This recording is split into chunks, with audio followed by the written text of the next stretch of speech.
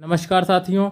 आज की अपनी क्लास 30 मई की डेली करंट अफेयर्स की क्लास है, जिसमें अपन बात करेंगे कुछ महत्वपूर्ण प्रश्न। तो चलिए गाइस, आज का हमारा आपसे पूछा गया प्रश्न है, डिस्कवरी ऑफ इंडिया का लेखक कौन है। ये 4 ऑप्शन आपके सामने हैं। सही आंसर आप लोगों को कमेंट बॉक्स में लिखकर जरूर बताना है। चलिए गाइस, आज के पहले प्रश्न की तरफ चलते हैं। आज का पहला प्रश्न है गाइस, हाल ही में बसार अल असद किस देश के नए राष्ट्रपति बन गए हैं। मॉरिशस, सीरिया, सिंगापुर या फिनलैंड। तो गाइस ये बन गए हैं सीरिया देश के। सीरिया देश के चौथी बार राष्ट्रपति बन गए हैं बसार अल असद। दोस्तों बात कर लेते थोड़ा सीरिया देश के बारे में। ये देखिए दोस्तों, ये आपको दिख रहा होगा हमारा सीरिया देश। ये आपको सीरिया देश दिख रहा होगा। यदि हम इसके बारे में बात करें तो इसकी कैपिटल कहाँ पर है, तो इसकी कैपिटल है डेमास्कस। डेमास्कस ये क्या है, इसकी कैपिटल का नाम है, कैपिटल। ठीक है। यहां पर करेंसी क्या चलती है, तो सीरियन पाउंड यहां की करेंसी है। सीरियन पाउंड यहां की करेंसी का नाम है, या फिर करेंसी चलती है यहां पर। ठीक है। इसके बाद बात करें यहां पर राष्ट्रपति, तो राष्ट्रपति अपने हो गए बसार अल असद। बसार अल असद ये यहां के राष्ट्रपति हो गए हैं, मतलब प्रेसिडेंट। और प्रधानमंत्री हैं यहाँ कर हुसैन अर्नोस। हुसैन अर्नोस ये यहाँ के क्या हैं, प्रधानमंत्री हैं, पीएम हैं।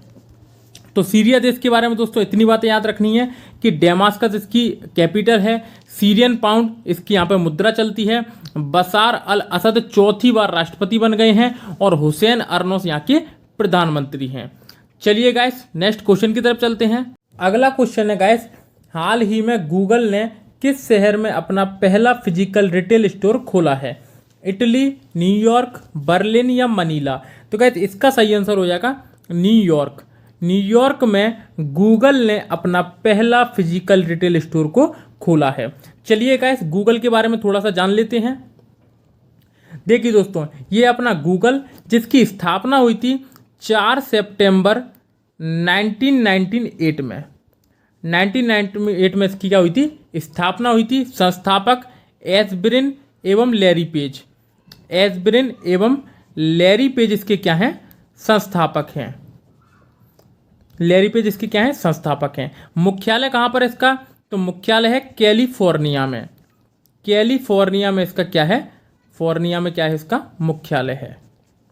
और प्रेजेंट टाइम पे सीईओ कौन है, तो सीईओ हैं सुंदर पिचई।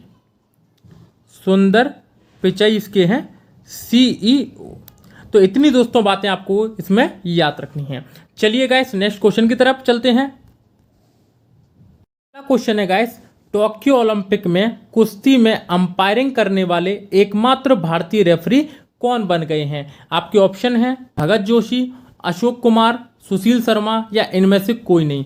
तो गाइस ये बन गए हैं अशोक कुमार। अशोक कुमार जो हैं वो एकमात्र भारतीय रेफरी बन गए हैं जो कुश्ती में अंपायरिंग करेंगे।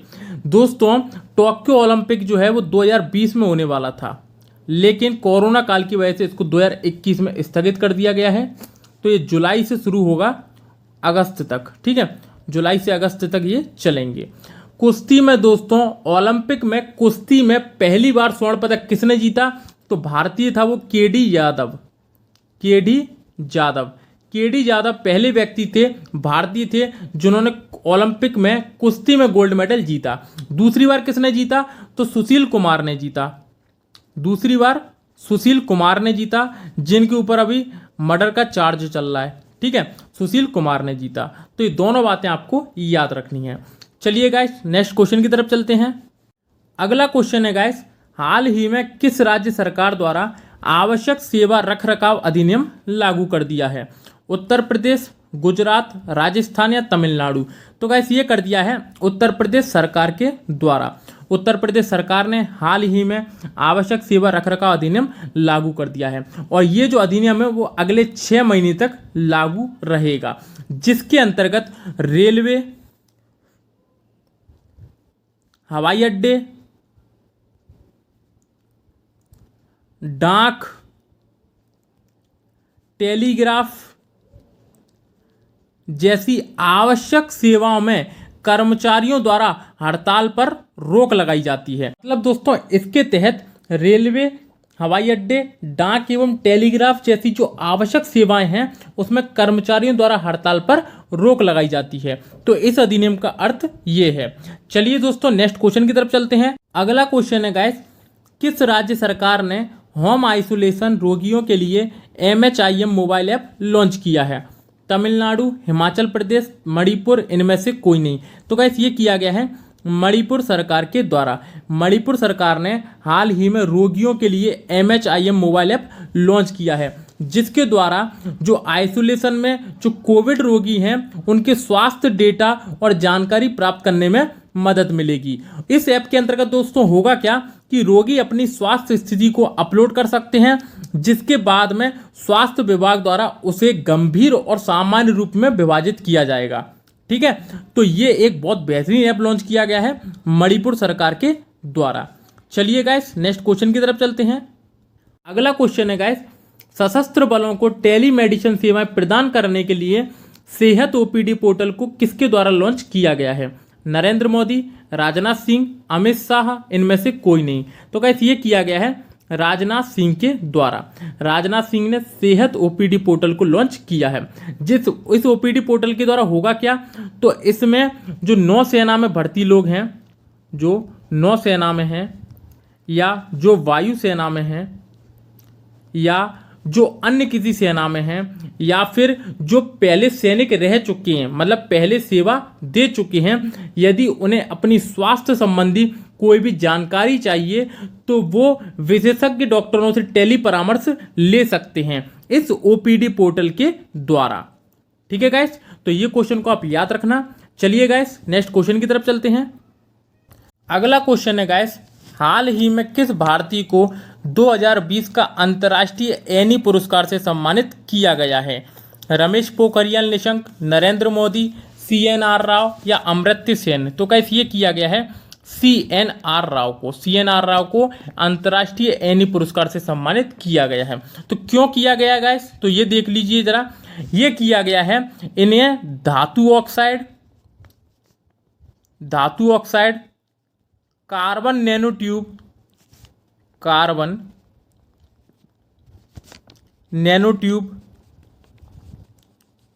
और द्विआयाम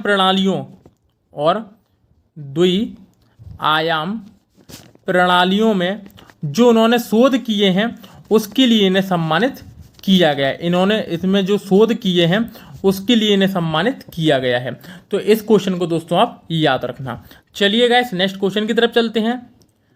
अगला क्वेश्चन है गाइस, हाल ही में किस राज्य सरकार द्वारा स्मार्ट किचन योजना का शुभारंभ किया गया है? बिहार, केरल, झारखंड या मध्य प्रदेश? तो गाइस ये किया गया है केरल सरकार के द्वारा। केरल सरकार ने स्मार्ट किचन योजना का शुभारंभ किया है। इसके तहत राज्य की महिलाओं को रसोई घर सजाने एवं नवीनीकरण के लिए कम ब्याज दर पर ऋण उपलब्ध कराया जाएगा। ठीक है, तो इनको नवीनीकरण करने के लिए कम ब्याज दर पर ऋण उपलब्ध कराया जाएगा। एक्चुअल में इसका उद्देश्य क्या है, तो इसका उद्देश्य है महिलाओं को घरेलू श्रम के बोझ से कम करना है। ठीक है, महिलाओं का जो घरेलू श्रम बोझ है उसको कम करना है इनका उद्देश्य। तो स्मार्ट किचन योजना के तहत जो किचन को सजाने के लिए जो लोन उपलब्ध कराना है उसको क्या है, कम ब्याज ऋण पर उपलब्ध कराया जाएगा। तो ये दोस्तों आपको बात याद रखना है। चलिए गाइस नेक्स्ट क्वेश्चन की तरफ चलते हैं। अगला क्वेश्चन है गाइस, वर्ल्ड हंगर डे कब मनाया जाता है?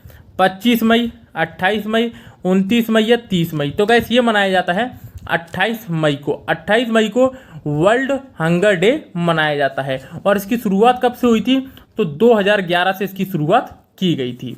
ठीक है, सबसे पहले इसको 2011 में मनाया गया था। चलिए गाइस थोड़े से मई माह के प्रमुख दिवस के बारे में रिवीजन कर लें।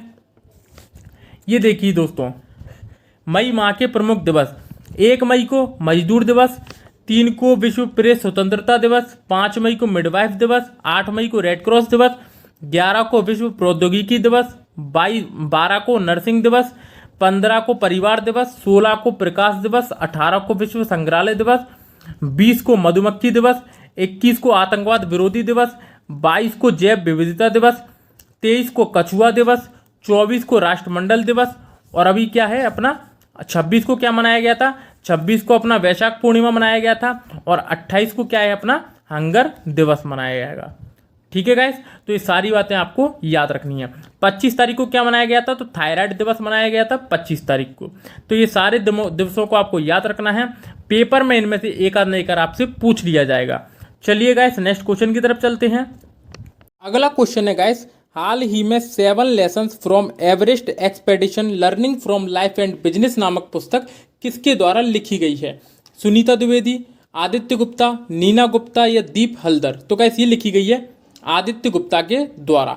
आदित्य गुप्ता ने इस पुस्तक की रचना की है। दोस्तों सुनीता द्विवेदी की प्रसिद्ध पुस्तक का नाम, तो इनकी प्रसिद्ध पुस्तक का नाम है बुद्धा इन गंधारा। नीना गुप्ता की पुस्तक का नाम सच कहूं तो, ये इनकी प्रसिद्ध पुस्तक है। दीप हल्दर की तो बंगाल 2021 एन इलेक्शन डायरी, ये है दीप हल्दर की प्रसिद्ध पुस्तक का नाम। तो चलिए गाइस नेक्स्ट क्वेश्चन की तरफ चलते हैं। तो दोस्तों कल का हमारा आपसे पूछा गया प्रश्न था, जलियांवाला बाग हत्याकांड कब हुआ था? 13 अप्रैल 1919, 13 अप्रैल 1920, 13 अप्रैल 1917 या इनमें से कोई नहीं? तो गाइस इसका सही आंसर हो जाएगा 13 अप्रैल 1919 को। 13 अप्रैल 1919 को जलियांवाला बाग हत्याकांड। ये जलियांवाला बाग पड़ता कहाँ पर है? तो जो स्वर्ण मंदिर है अमृतसर में, जो स्वर्ण मंदिर है उसी के पास में है जलियांवाला बाग। यहाँ पर क्या थी? एक भीड़ थी, एक आमजन सभा हो रहा था जिसमें रॉलेट एक्ट का विरोध किया जा रहा था, लेकिन यहाँ पर एक अंग्रेज अधिकारी जनरल डायर ने बिना बोले ही भीड़ पर अंधाधुंध गोलियां चलवा दी, जिसके द्वारा 379 लोग मर गए थे तथा 2000 से ज़्यादा लोग क्या हो गए थे? घायल हो गए थे। तो इस कारण दोस्तों उसको जलियांवाला बाग हत्याकांड कहा गया। तो चलिए दोस्तों, यदि वीडियो आपको अच्छी लगी हो तो वीडियो को लाइक कर देना, चैनल को सब्सक्राइब कर देना और शेयर करना ना भूलें। फिर मिलते हैं दोस्तों कल नेक्स्ट क्लास में, तब तक के लिए धन्यवाद।